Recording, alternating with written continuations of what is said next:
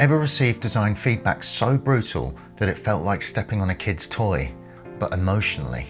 In this video, I'm going to show you how to use the ancient wisdom of Stoicism to handle design criticism like a pro. If you've ever felt that gut punch of a client's feedback session saying that your design isn't up to scratch, you're not alone. But what if you could take that design feedback and use it to fuel your growth, rather than letting it crush your confidence? I'm going to dive into lessons from 3 Stoic masters, Marcus Aurelius, Epictetus, and Seneca. These guys knew how to stay calm under pressure and can teach you how to do the same when you face critique. We'll look at how to detach your ego from your work so that every criticism doesn't feel like a personal attack, and how criticism can be a goldmine for improvement when you switch your perspective. We'll look at how to focus on what you can control rather than focusing on what you can't, and some simple techniques on how to turn criticism into an opportunity. Hey dudes, my name's Brom. I'm currently head of UX and product design at an international psychometrics company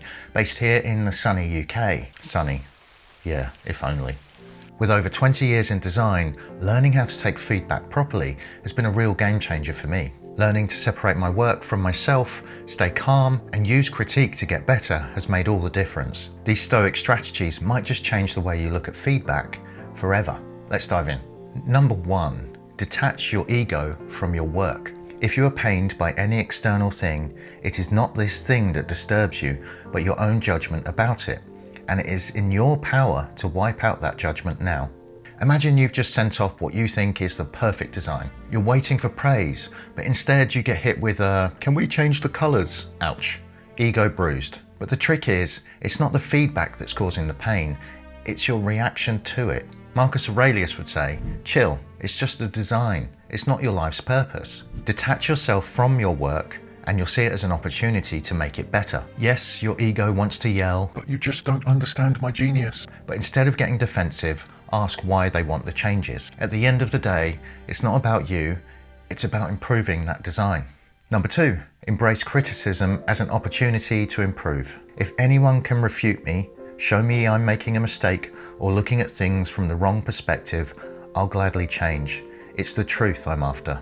Criticism can sting, but think of it like a workout for your design skills. Even harsh feedback is a chance to level up. So the next time someone says, "This needs work," instead of getting defensive, ask yourself, how can this help me grow? When a colleague once told me my design was unbalanced, my first thought was, they don't know what they're talking about. But after stepping back and rethinking it, I realized they were right. I made the necessary adjustments and the design improved. Lesson learned. Number 3, focus on what you can control.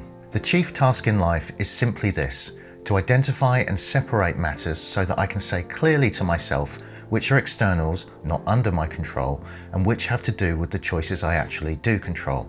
You can't control your client's crazy requests, no matter how much you'd like to, but you can control how you respond to them. If they ask you for a design tweak that you don't agree with, don't waste energy on getting upset.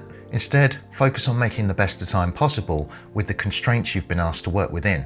Maybe your client insists on using a design style that's 10 years out of date. Instead of losing your mind, focus on what you can control, your craft and your professionalism. Number 4, don't take it personally. We suffer more in imagination than in reality. Seneca's wisdom: don't jump to conclusions or spiral into self-doubt when you get feedback. Most of the time, it's not about you as a person, it's about the design. So don't imagine the worst. Take a breath, ask questions, and get to the real issue. One time, a client said, "This doesn't feel right." My first thought, I'm about to lose my job. But after asking them a couple of questions, it turned out it only required a minor tweak. No big deal.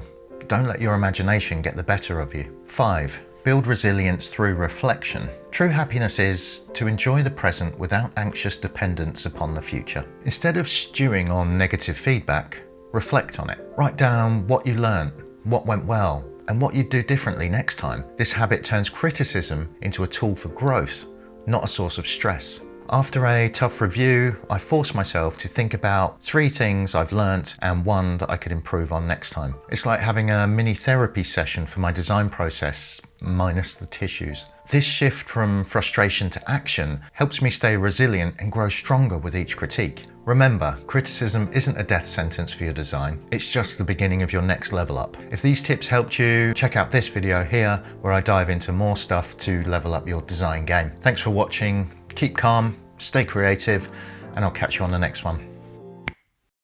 And how criticism can be a goldmine when you switch your perspective and allow it to stuff.